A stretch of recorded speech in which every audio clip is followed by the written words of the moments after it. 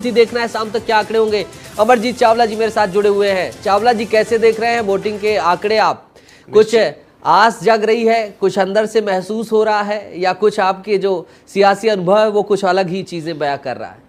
आस नहीं जग रही है, पूरा विश्वास जाग रहा है। और निश्चित तौर से आज सुबेरे से मौसम जिस तरह खुशनुमा है छत्तीसगढ़ का, तो एक नए उजाला, एक नई सुबह होने के संकेत हैं ये। और निश्चित तौर पे वोटिंग के आंकड़े बहुत अच्छे हैं और बहुत अच्छा परिणाम भी हमारे पक्ष में आने वाला है। इसलिए हम ये आंकड़े देखकर, ये परसेंटेज देकर बहुत खुश हैं। और निश्चित तौर पे पूरा आस और विश्वास है कि इस बार चमत्कार होने जा रहा है। कांग्रेस की पिछली बारों से बहुत ज़्यादा सीटें हमारी आने वाली हैं। अगर इस वोटिंग परसेंटेज की बात की जाए तो इसमें रायगढ़ में 37.92 और सरगुजा में 32.86 और कोरबा में 32.37।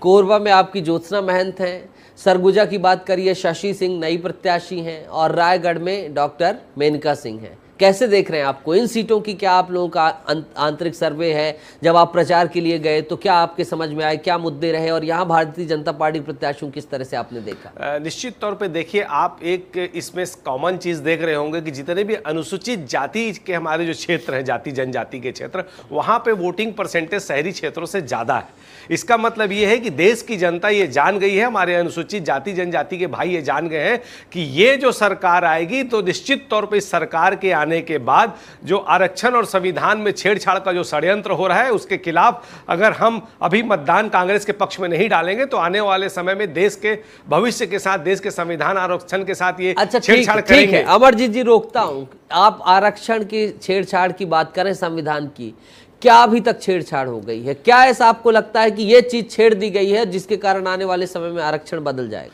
देखिए, निश्चित तौर पर जिस प्रकार से जो भारत के नवरत्न कंपनियां थी उसका जो निजीकरण किया जा रहा है, संविधान से नहीं, क्या देखिए, निजीकरण वो नीति की बात है, पॉलिसी की बात नहीं, मैं जानता हूं ना, इसीलिए तो बोल रहा हूं। संविधान की बात करें, संविधान संशोधनों की बात, निजीकरण, क्या ईडब्ल्यूएस को आरक्षण दिया है वो संशोधन आपको नागवार गुजर रहा है? हिंदू, मुस्लिम, सिख, बौद्ध, जैन, पारसी सभी की बात की गई है, या फिर और अन्य जो सकारात्मक संशोधन हुए हैं उसकी बात आप करें? क्यों ऐसा आप कह रहे हैं? नहीं, देखिए, क्या होता, नियत साफ होनी चाहिए, और जब नियत साफ होती तो वो दिखती है।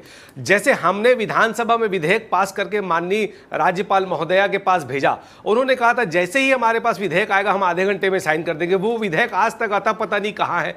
तो जब इस तरह की घटनाएं होती हैं, रोहित वेमुला जैसी घटनाएं होती हैं, तो हमको साफ स्पष्ट उसमें पीछे कोई षड्यंत्र नजर आता है। रही बात ईवीएस और ये सब, तो हम तो साफ कहते हैं ना, जिसकी जितनी हिस्सेदारी उसकी उतनी जिम्मेदारी, हर आदमी को उसका हक मिलना चाहिए। इस बात को कहने में आपको कितने साल लग गए? 75 साल। जब संविधान का निर्माण हो रहा था तब कांग्रेस पार्टी के लोग उस पटल में थे, और अगर उस चर्चा की कंडिकाओं को आप अध्ययन करेंगे तो उसमें साफ तौर पर था कि ऐसी चीज है जो घिसते घिसते घिसते घिसते खुद ही घिस जाएगी।